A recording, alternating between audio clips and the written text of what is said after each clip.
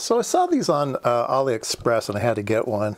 I really don't know what they are. I mean, I have an idea, but LED TV backlight tester. Now, I'm assuming that there may be a standard for LED backlights in television. There are a certain voltage, there's a certain current, and this tests them. But if you take a look at the specification of this thing, it says output voltage is 0 to 300 volts. So input, it comes, unfortunately came with a European plug, but input voltage 85 to 265 volts. So there's a switcher in here, but the output is from 0 to 300 volts or 0 to 19 volts. Like, which one is it? It says 0 to 300 volts output voltage adaptation, automatically adjust current, short circuit constant current. Double display, it has volts and milliamps. Dual mode voltage, non-burning lamp beads. Dual mode voltage, so it looks like it knows how to switch between 0 to 300 and 0 to 19, and it won't zap your, it seems very, oh, it's a Jetson. Meet George Jetson. Can you read that? It says Jetson. So it comes with some, it comes with some DVM probes, which I find kind of interesting. I mean, it is high voltage, so they give you some silicone type of things. You can take the, I don't know why they put those on there. Take these stupid things off thermally. But we can put them in here, and it's doubly insulated, right? So that's kind of nice if you got 300 volts, and then you got little pointy things here, so you can jab these into your leg and electrocute yourself, so that's kind of nice. Or into your chest. I don't know. I don't know about this thing. Anyway, what I'm going to do is I am not going to turn it on. I'm going to take it apart first. Let's see if we can't reverse engineer this thing before we kill us. Oh, and it's got a switch on the side too, power switch. Yeah, let's see if we can't figure out what this thing does.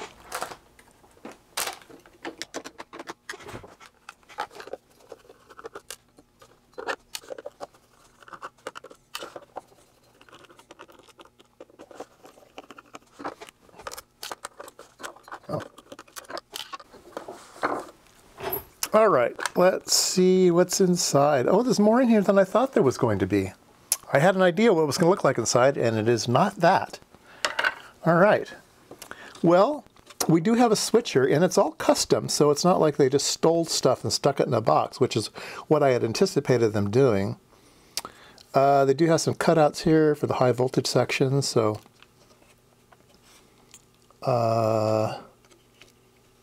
okay. There's a fuse. That's good. Safety third. Now, the display is over here, and there's a little chip there that does the display typey things. There is an optocoupler here to keep the high voltage away from the digital voltage. Yeah, this is very interesting. All right, like I said, not what I expected inside. Yeah, let's put it under the microscope and see if we can't find out anything here. All right, so the high voltage for the AC comes in here, 1 amp fuse. It gets rectified to high voltage. This is a 400 volt capacitor. So it gets then changed into, it goes into switcher and gets changed into some other voltages here.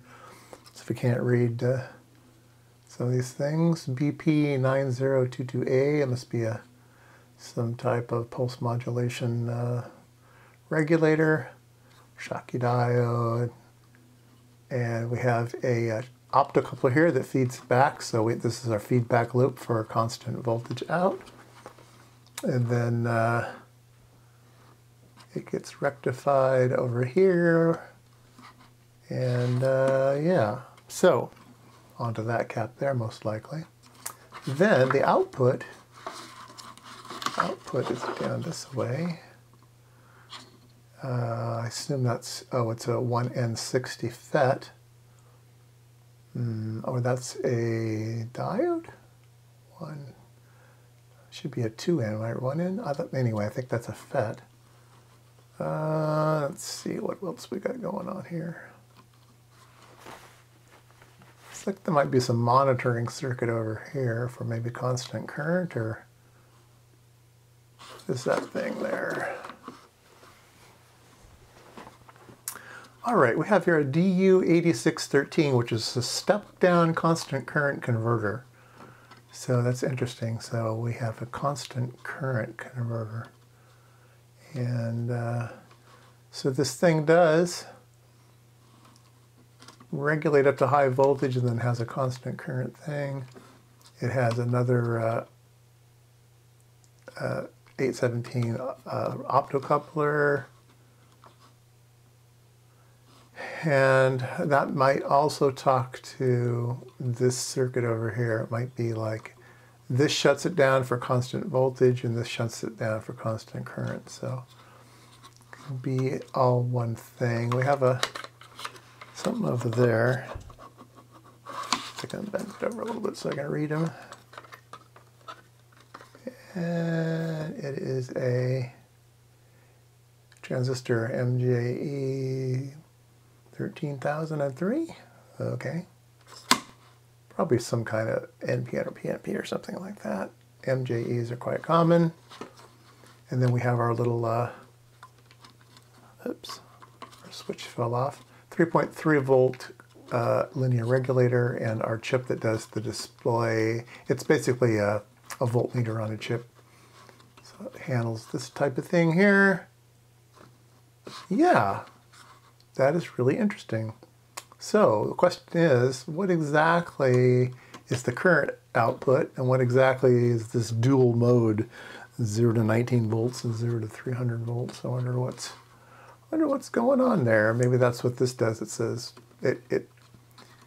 in certain currents it says, okay, limit this thing to 19 volts, and other currents says, oh, limit this thing to 300 volts. So maybe that's going on. I've never used one of these before. 8613 might be interesting to get one of those someday. Anyway, that's what's going on inside. Like I said, it's fancier than I thought. So, all right, now that we know what's inside, let's go ahead and turn it on. All right, so I've got some alligator clips to my AC, and it goes up to, okay, so this is the voltage going into the box, and that's the output of the box. So let's turn it on, and we got 100, and oh, it just flipped up to 300 volts. So the box is consuming 2.9 watts, and we're getting 300 volts on the output. All right, so as advertised, let's turn this off. And it goes down pretty fast. That's a good thing. Okay, so what we're going to do is I have a LED that I want to test, this one here. I know that somewhere around 36 volts. It's a fancy white LED for commercial use. And this one we will hook up like this. All right, I think that's making contact like that now. And so I will turn it on, and oh, there we go, it came on. All right, let's turn this off. And let's monitor the voltages up here. And there we go, it comes on. It kind of has a soft start too, which is nice. So it ramps up to 37 volts, which is about right. We're getting 4 watts of power out of the box. And, oh, it just got brighter. So after some period of time, it ramps up all the way. So yeah, this is a great test box. So let's do that again, 37.78. Let's turn this off. We'll turn it back on. It starts out at 37.19 at 4. Yeah, so it's keeping it at some constant current right now. And then after some point in time, it says, okay, let's just go ahead and let it go to its max. And there we go.